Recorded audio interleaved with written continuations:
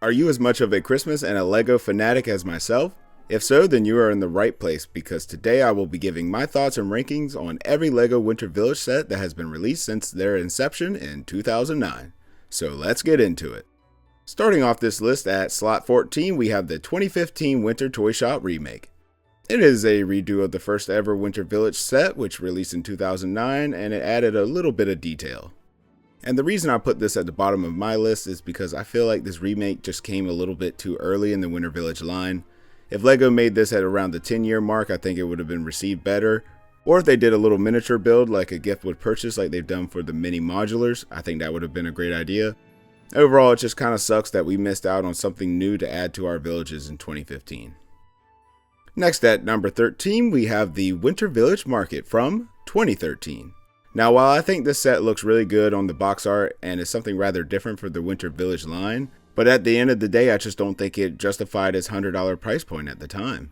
Just a year prior, you got the 2012 Winter Village Cottage with 250 more pieces, and it was just a more substantial build.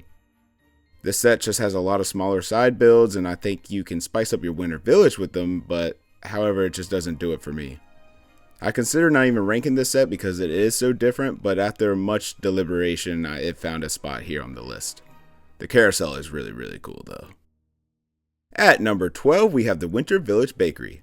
Now, this set is second in the highest list of aftermarket growth value at around 6 times its original $55 price point, but I think that's mostly due to nostalgia for this set, which is fine.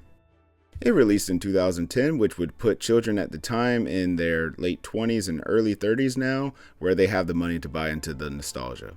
While the bakery is a staple in a winter village for a lot of people, I just think the build was rather dull and lackluster. Could have used a bit more color on the outside and a bit more detail on the inside. Additionally, the ice skating rink could have used a bit more rounded plates around the exterior, but I do like some of the details like the Snow White owl and the police on the horse-drawn trailer.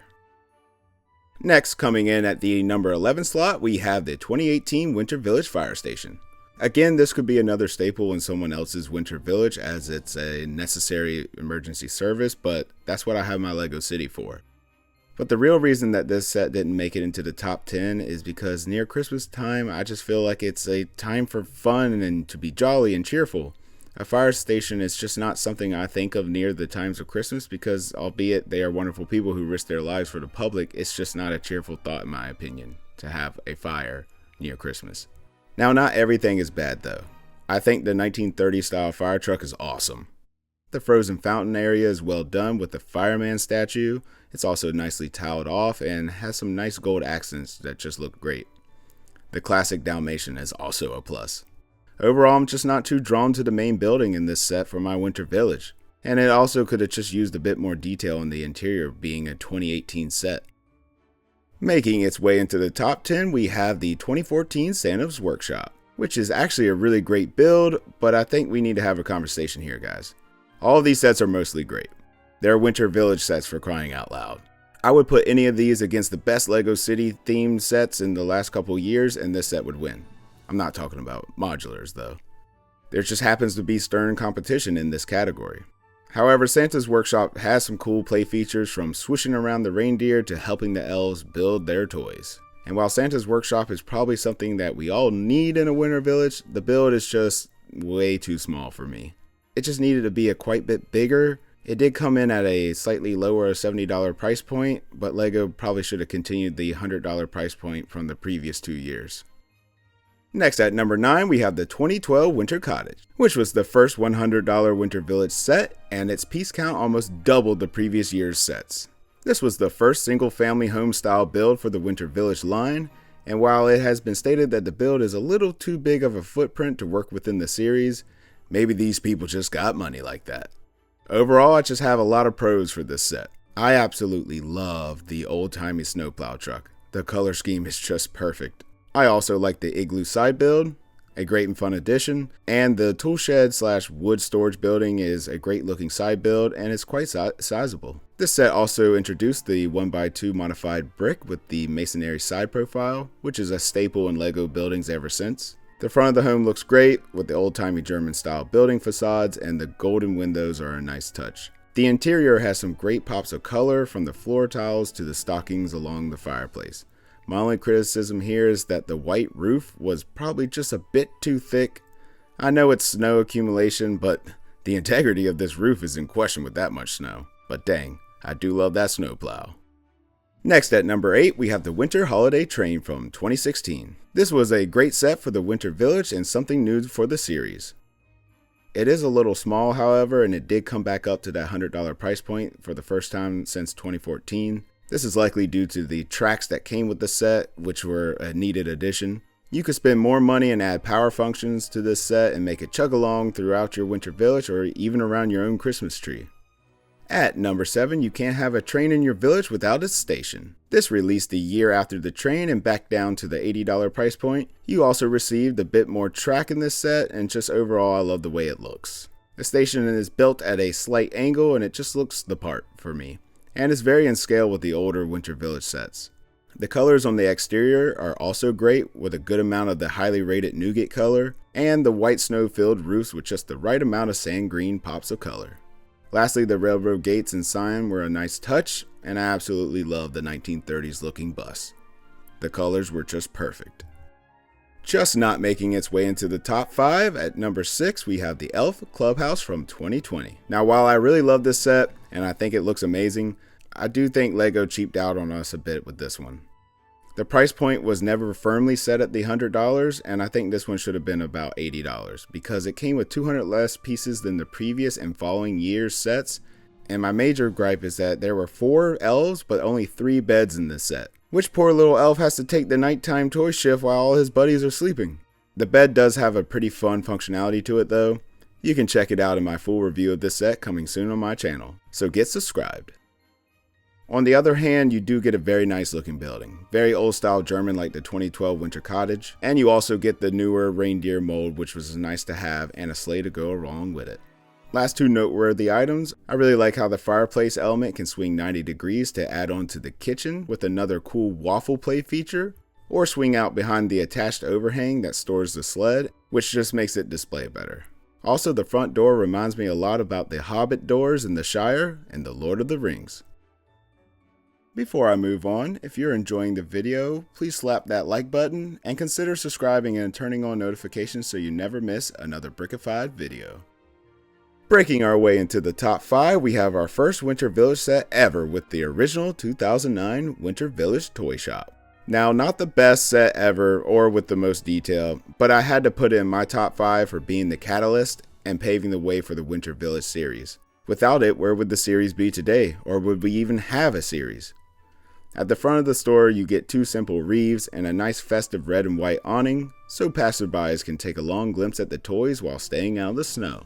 Around back, you can see the upstairs area where the toy maker burns the midnight oil, much like I'm doing right now in making this video, to come up with fresh new toys for the village's children. However, I always imagine that looking at this top section as if it was like a bell tower to a church or something like that in a city square.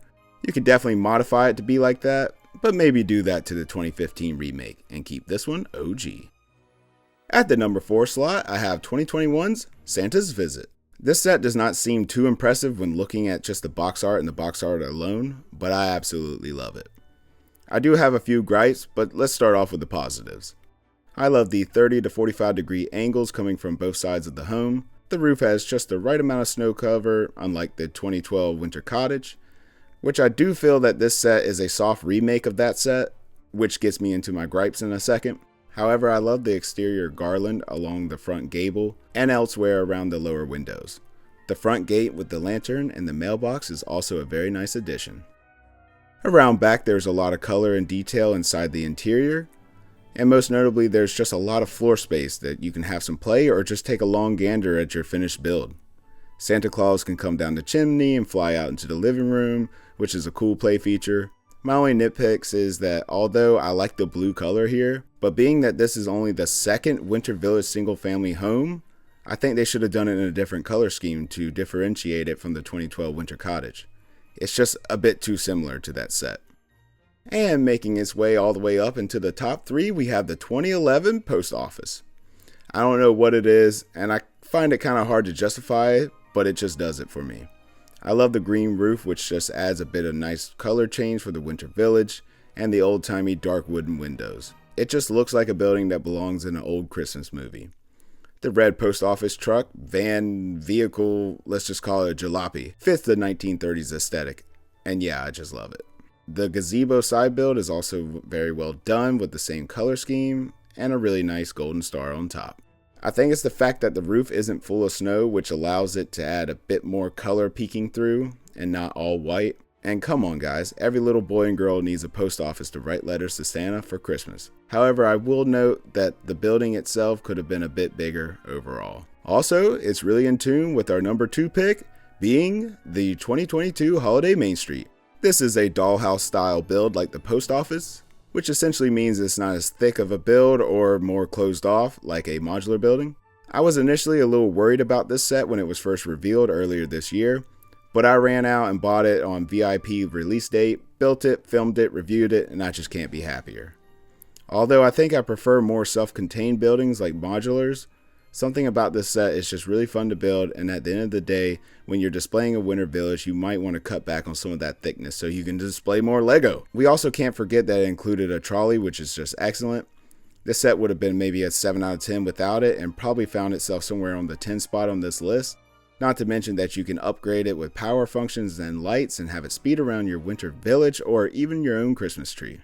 The only downside is that the tracks that LEGO sells don't have enough curved pieces to make a loop. You need to buy like 5 of those packs, which is another $100 just to make a dang loop. LEGO, can you please sell a loop specific pack? Thanks. Now before I get into my number 1 pick, I would like for you all to comment down below on which is your favorite winter village set. And coming in at our number 1 spot, we have my personal favorite, the gingerbread house. While it can be a bit too whimsical for some, I absolutely love it, and I wonder why LEGO hasn't made it like 20 years ago.